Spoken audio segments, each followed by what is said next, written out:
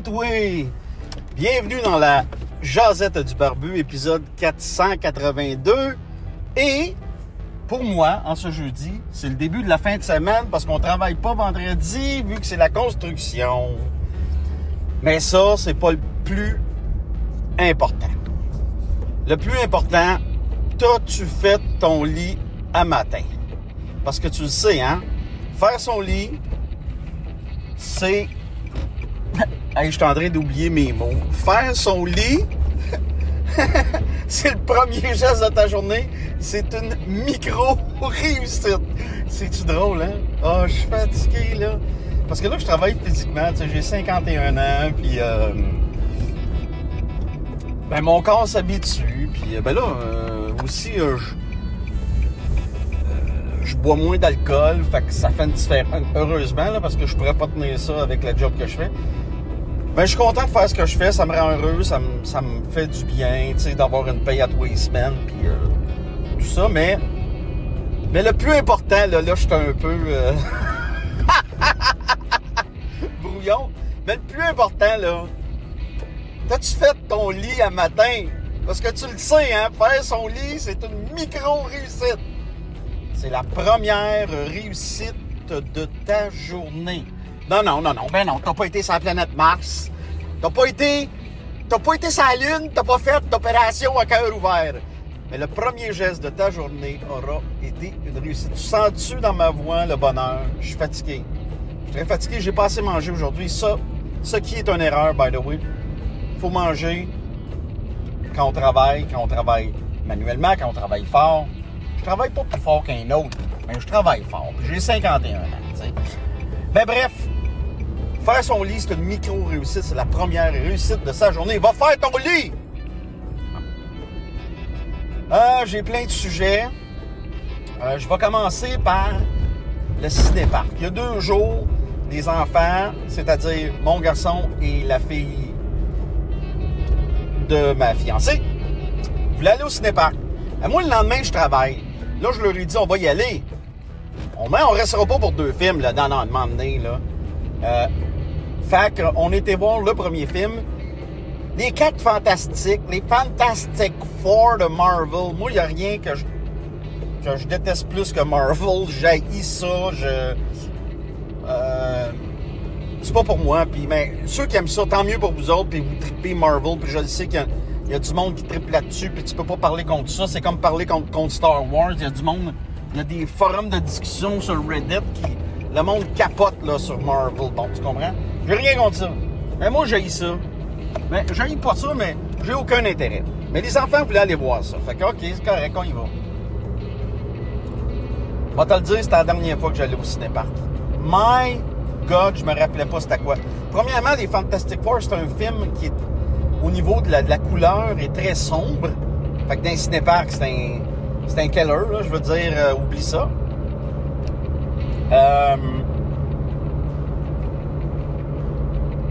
Ouais, c'est ça, c'est un killer. Puis, excuse-moi, je pensais à d'autres choses dans ma tête. Je te parle, puis je pense à d'autres choses dans ma tête. J'ai mal en tête, là, bon. Fait que je suis au ciné-parc. Dernière fois, je vais là. La qualité de l'écran. Peut-être quand tu vas voir un film coloré avec plein de couleurs, plein de lumière, ça va être correct, mais sinon, hey. Puis en plus, les enfants, ils ont fait juste jaser tout le long entre les deux, les jasaient, blablabla. Ils regardaient pas le film.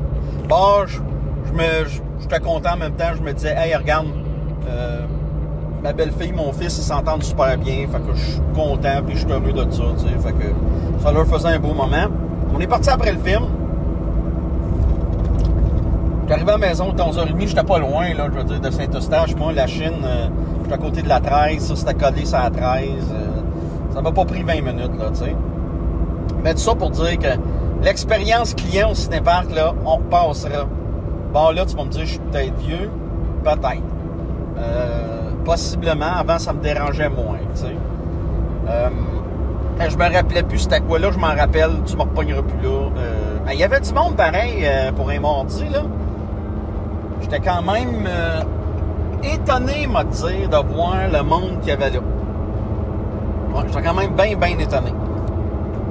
Mais bref, c'est ça. Dernière fois pour le barbu au cinéparc. Je sais qu'il ne faut jamais dire jamais. Mais là, je pense que c'est un vrai hama.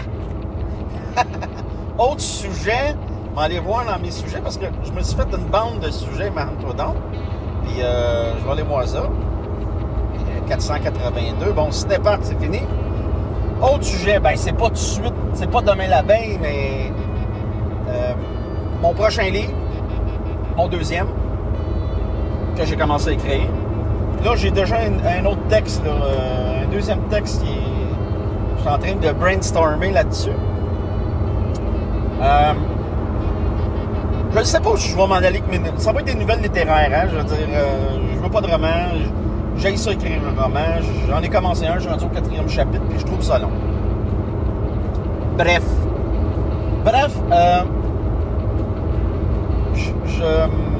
je me disais, mon premier livre, j'avais pas eu de lancement.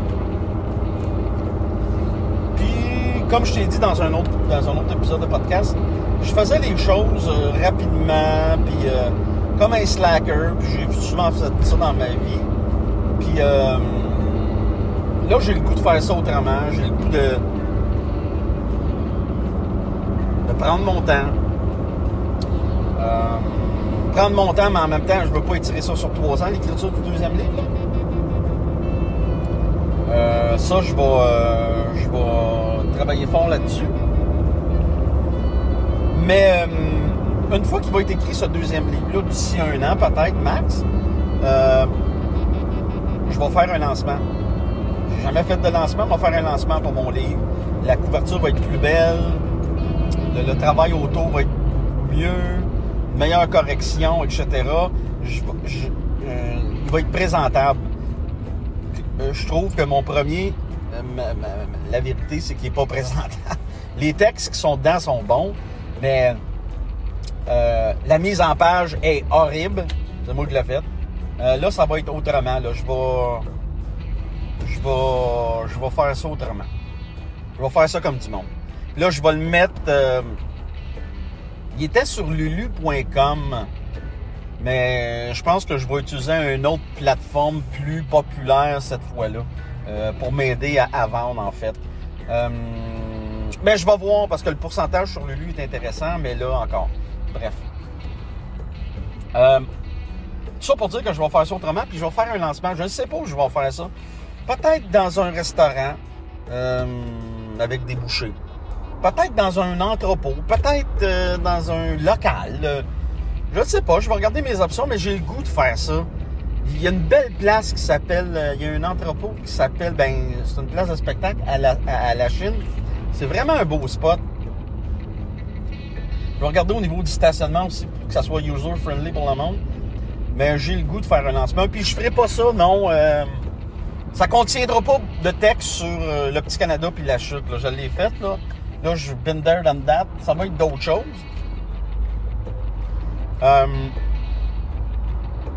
Je ferai pas le lancement à la chute. Ça me représente plus. C'est correct, là. Je veux dire, je suis né à la chute. Je restais là jusqu'à l'âge de 27 ans. J'en ai 51. Depuis que j'ai 27 ans, je reste plus là. J'ai le goût j'ai vécu longtemps à Saint-Jérôme. Maintenant, je suis à Montréal. J'ai le goût d'être plus ancré dans ce que je vis maintenant, tu sais. Fait qu'il y a plein de salles que je pourrais utiliser à Montréal. Probablement la Chine, des belles salles. Fait qu'il va y avoir un lancement. Je vais faire ça officiel. Peut-être essayer d'inviter certains médias, puis on verra bien. Là, on va brasser à ça. Mais tout ça est en fait dans l'optique de... Je le fais par plaisir. Comme je t'ai dit, Barbutville, pour moi, je veux que ça devienne un bon sideline, parce que vouloir vivre de ça, c'est... Tu sais, ça te prend un gérant. J'ai pas de gérant. Ça te prend un booker pour les shows. Puis, tu sais, j'ai slacké beaucoup. Puis là, je suis content de ma job puis de la stabilité que ça m'apporte. Peut-être que j'ai pas le minding pour pour vivre de ça, ben, ça te prend des chroniques dans les journaux, ça te prend des chroniques à la télévision, ça te prend un spectacle. Tu sais, c'est plusieurs petites choses qui font que tu peux en vivre. Je ne sais pas si j'ai la mentalité pour ça, mais bref, oui, il va y avoir un deuxième livre. Ça se peut que tu me vois arriver et qu'il y ait des chroniques dans les journaux. J'aimerais bien ça. Il y a des possibilités mais on verra bien avec le temps. Tout ça pour dire qu'il n'y a rien de fermé, tu sais, mais j'aime la stabilité de mon travail présentement. C'est 5 jours semaine. Ben, pas pendant la construction, mais habituellement, c'est 5 jours semaine. Je termine à 4h30, j'adore ça. Mais bref, il va y avoir un lancement, ça, tu peux être sûr. Je ne sais pas quand, mais il va en avoir un. Puis je veux faire ça en grand, là. Puis avec le plaisir, puis des bouchées, puis un genre de 5 à 7, là, tu sais. Je ferai un 5 à 7. Puis, ouais, je ferai un 5 à 7. Avec des bouchées que peut-être que j'aurais faites moi-même. Ouais, des genres de tapas que j'aurais fait moi-même, tu sais.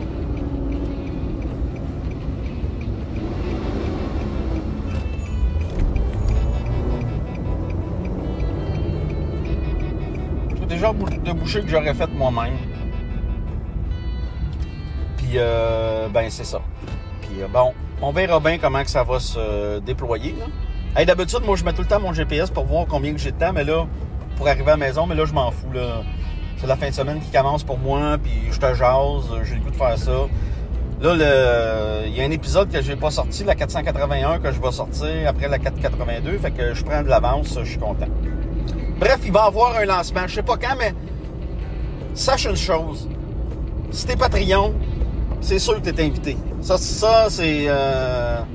Puis après ça, ben, ça va être les amis proches, la famille, puis ça va être ça. Fait que ça va se faire dans le plaisir, le bonheur et l'agrément, puis je vais m'organiser pour faire ça, pas un mardi soir, ça va être un genre de samedi, un genre de vendredi, quelque chose de même agréable pour le monde, là. Tu sais, pas vendredi, 4h ou 5 à 7, le monde sont dans le trafic, puis tout ça, mais m'avertir le monde d'avance, puis on va faire ça comme du monde, puis j'ai le goût de faire ça, puis je me lance cet objectif-là parce que tu vas rire, ça me motive à continuer à écrire, puis... Ah ouais, puis maintenant, mes textes, je mets plus ça sur un site web. On dirait que c'est dépassé, ça. On va mettre ça sur ma page Facebook, Barbu de Ville. M'emmener les gens à aller là. Twitter, Blue Sky. On va les amener à s'en venir vers ma page Facebook. C'est là que ça va se passer. Donc, mes textes vont être là. Mes textes usuels, pas les textes pour mon nouveau livre. Non, ça va être seulement exclusif au Patreon parce qu'ils payent. Voilà. Autre sujet. Ta minute, là, 482. Bon, ciné-parc, on l'a fait. Lancement, on l'a fait. Oui, c'est ça. J'ai écouté il y a un podcast que j'aime bien qui est français. Mais c'est français de France, là, puis c'est niché, là. Ça s'appelle Business de bouffe. Bon, il reçoit des grands chefs.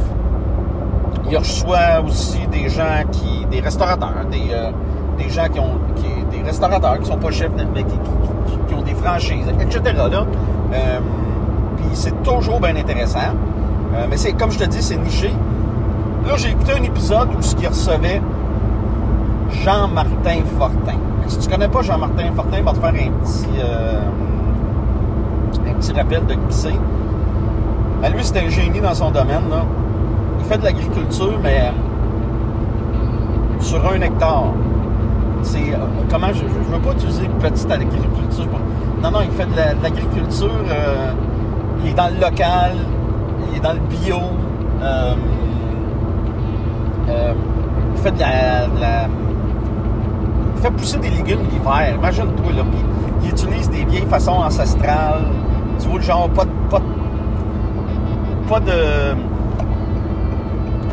de tracteur, tout à la main, ou presque. bio-diversifié, tu sais. Lui, il est très pour on mange les légumes, il est très de saison, tu sais. C'est un Québécois. Il écrit des grands livres. Il aide plein de gens avec ces livres-là, avec ses méthodes. Des gens qui sont un couple, là, qui s'achètent un ancre, c'est petit, là, puis qui vivent de ça, là. Puis c'est quelqu'un qui est pour la biodiversité, qui est pour le local, mais pour faire de l'argent aussi, là, c'est pas un gauchiste, là. C'est ça qui est beau, je trouve, en même temps. Fait que Jean-Martin était reçu par Business of Bouffe en France. Tu vois, comme il est international. Puis moi, j'admire ce gars-là, j'admire sa passion, j'admire son projet de vie, son entêtement, sa passion, passionnant, tu sais. Ben, je t'invite à aller voir l'épisode avec Jean-Martin Fortin à Business of Bouffe. Il y a son podcast aussi, va falloir de Market Garden, quelque chose quand même en anglais. Bref, il a renippé une ancienne maison qui a changé en restaurant qui s'appelle le Old Mile, okay, dans son coin, dans le coin de Sherbrooke. Il utilise seulement des produits locaux, tellement que Michelin, cette année, il a donné une étoile verte. Ça veut dire que tu es 100% local, c'est complètement fou. C'est une bébête en soi, là. Ben, je veux dire, je pense que c'est la future façon de faire de l'agriculture, tu sais. C'est un agriculteur à petite échelle, mais qui fait grand, tu comprends ce que je veux dire? Il n'y a pas de pesticides, lui, là, dans ses affaires, puis c'est ça qu'on devrait faire, réapprendre à manger local, puis à manger de saison. Parce que des fraises en janvier, on ne devrait pas en manger. Ça va loin, tout ça, mais je pense que c'est une très bonne solution. Puis surtout que tout coûte cher maintenant, puis je pense que si on s'aide entre nous, puis ça va pour l'Ontario, puis ça va pour partout dans le monde, là, j'ai pas un propos seulement québécois, c'est pas ça mon idée, là. C'est de s'aider mondialement, puis l'agriculture à petite échelle, mais voire grand en même temps. Je crois sincèrement que c'est la solution. Oh, attends une minute, 2 secondes, là. Je suis en train de regarder quelque chose.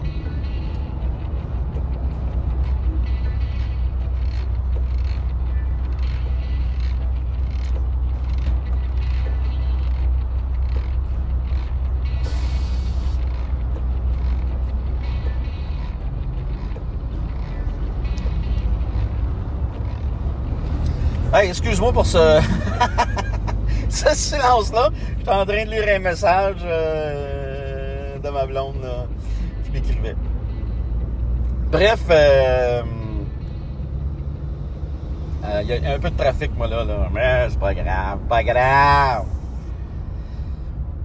C'est ça, je te disais, Jean-Martin Fortin. Tu peux le voir, tu peux écouter l'épisode de Business of Bouffe. Puis il y a une docu-série de 2 saisons, ça s'appelle Les Fermiers. Tu peux avoir ça sur UniTV, je crois, ou TV5 Uni. C'est passionnant, ça. C'est des épisodes d'1 heure, puis c'est lui, puis avec sa gang, puis quand il travaillait à la ferme des Captans. Puis tu vois tout ce qu'il faisait, le gars. C'est un génie dans son domaine, là. C'est révolutionnaire. Moi, je trouve ça passionnant. Je le sais que tout coûte cher. Bref, tu peux le voir avec Les Fermiers. Ça, je te propose ça. Puis là, il y a une autre docu-série qui est sortie sur TV5 UniTV qui s'intitule La table du fermier. Puis la table du fermier, c'est bien simple. C'est lui qui ouvre le Old Mile. C'est sur 9 ou 10 épisodes, je crois, d'1 heure chaque. Moi, c'est le genre d'affaires que j'aime bien. Docu-série.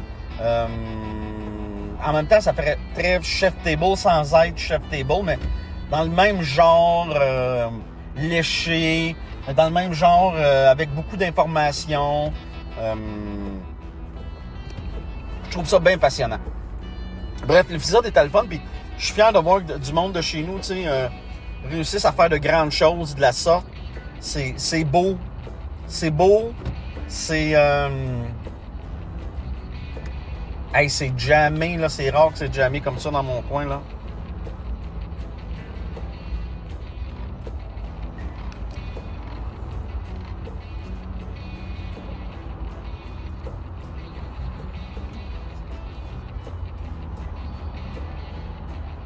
Bon, regardez, voir.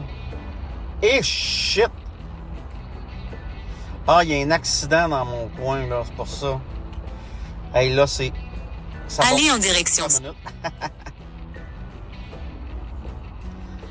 Oh, shit. Il y a un accident sur la route. Fait que c'est pour ça que ça va être long.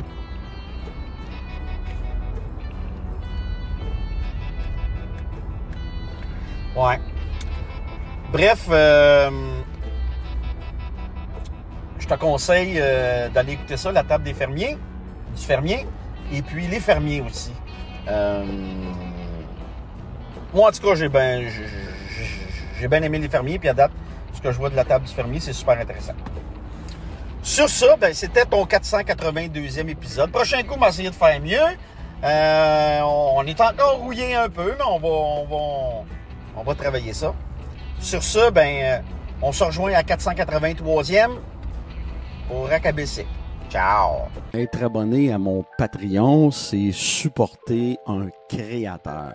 Patreon.com/Barbudeville, tout simplement, pour me trouver.